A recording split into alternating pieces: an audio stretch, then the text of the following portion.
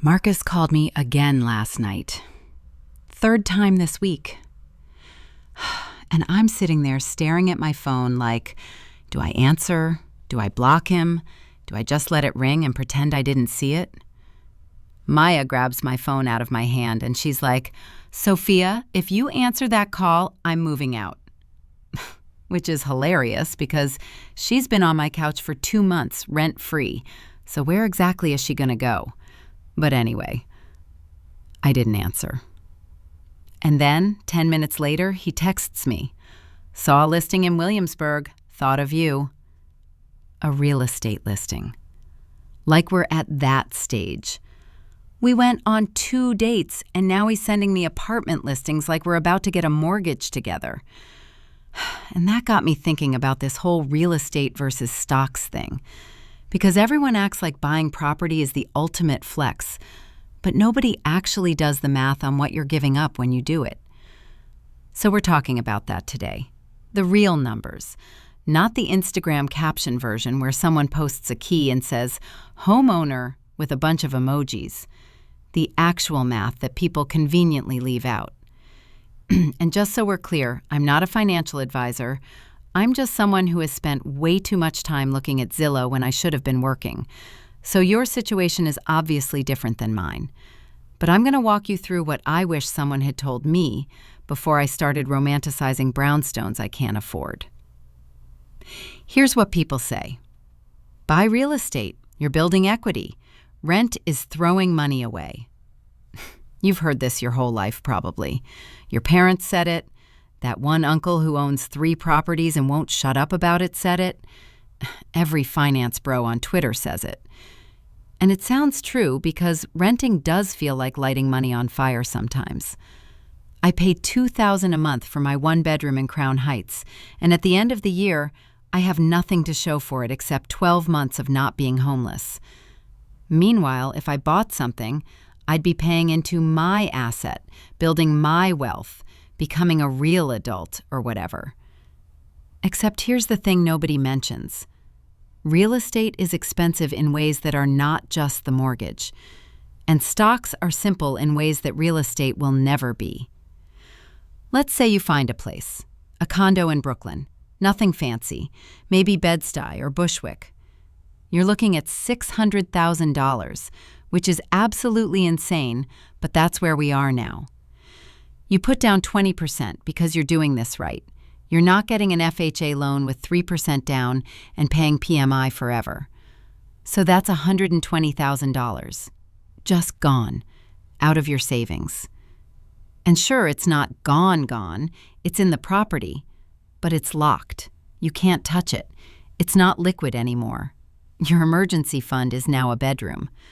Which is a weird sentence, but you know what I mean. Your mortgage on the remaining $480,000 at, let's say, 6.5% is about $3,000 a month. But that's not your real cost. You've got property taxes, maybe another $600 a month. HOA fees, if it's a condo, maybe $400. Maintenance, because things break and you can't call a landlord anymore. Let's say $200 a month average. Insurance, another $150. So your real monthly cost is closer to $4,300. And people say, yeah, but you're building equity. Okay, let's look at that. In the first year of that mortgage, you're paying about $36,000 total.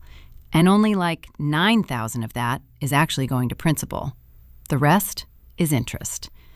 You're renting money from the bank. So your first year equity build, after you factor in all the other costs, is basically $9,000. You put in $120,000 and spent $52,000 on the year to build $9,000 in equity. That's not even a 4% return if we're being honest. That math is terrible. Now let's say you took that same $120,000 and put it in index funds instead. Boring, unsexy, no Instagram post. No one sending you a congratulations card. Just VTI or VOO sitting there doing absolutely nothing. Historical average return is about 10% a year. Some years more, some years way less. But over time, that's the number. So year 1, you're up $12,000. And you didn't fix a toilet, You didn't pay an HOA fee.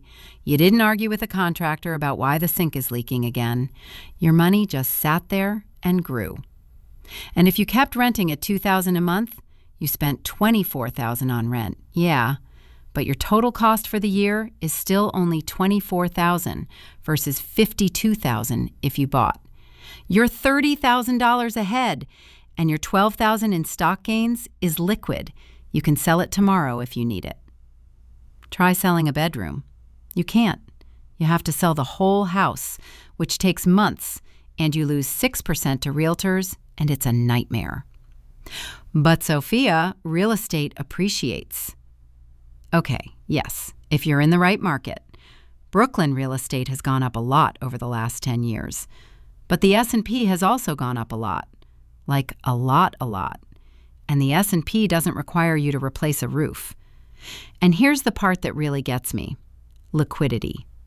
If you need money and it's in stocks, you sell some shares and you have cash in 2 days.